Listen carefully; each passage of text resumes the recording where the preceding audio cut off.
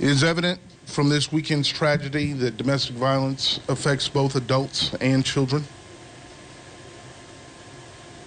But we must speak up and request help before we get to this point.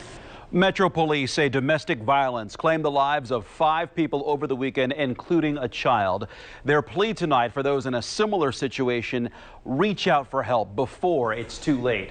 Police are not the only ones urging those in danger to reach out for help. So are domestic violence advocate groups. They want people to know resources are available. Metro Police say 5 people were killed in 2 separate incidents.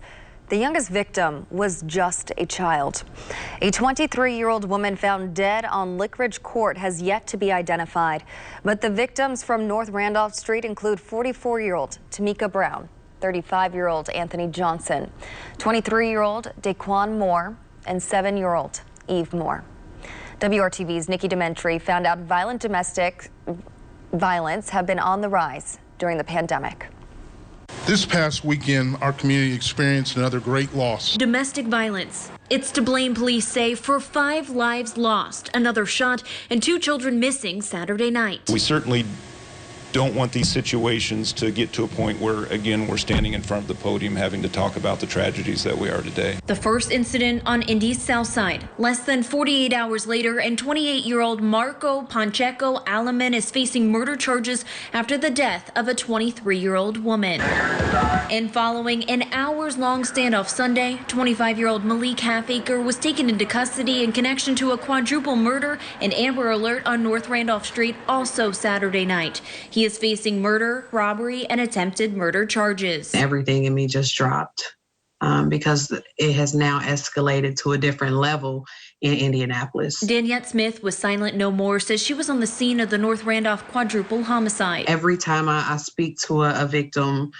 they're in the same shoes that I was in 2012 when I looked up and said, when I get out of this, I'm going to help those that are just like me. 7 years ago, Smith started her organization as a way to give voices to the voiceless. I am a survivor of domestic violence. I went through domestic violence for 10 years with my child's father. And throughout that time, the first blow came. It was a hit directly to the eye, very unexpected. Smith says when the lockdown started, Silent No More saw a 110% increase in calls and runs. That number has fallen slightly in recent months to 83%. For domestic violence homicides, we were really seeing such a trend downward. And this year during the pandemic, it's been really a setback for us. A 113% increase in domestic violence related deaths since March. On average, there were 30 to 50 domestic violence homicides a year. Now, Laura Berry with the Indiana Coalition Against Domestic Violence says there's been more than 170 since July. We'll come out on the other side, but right now we need to make certain that those that are in a dangerous situation can get the help and the support they need. Both women agree the pandemic creates the perfect environment for domestic violence to thrive. Isolation, mental health issues, and finances all contribute to the problem. Domestic violence is a silent killer. So even if you can only keep the resources in your junk drawer at home, so that way if you do see someone on social media or if you do see someone at the market, you're able to give them those resources. The main message here, there are resources available. Please reach out and get help if you need it, or if you suspect someone may need help as well. We have a full list of resources on our website, WRTV.com. But for now, in Indy, Nikki Dementri, WRTV. And Chief Randall Taylor says he believes the solution here is to continue to work together as a community.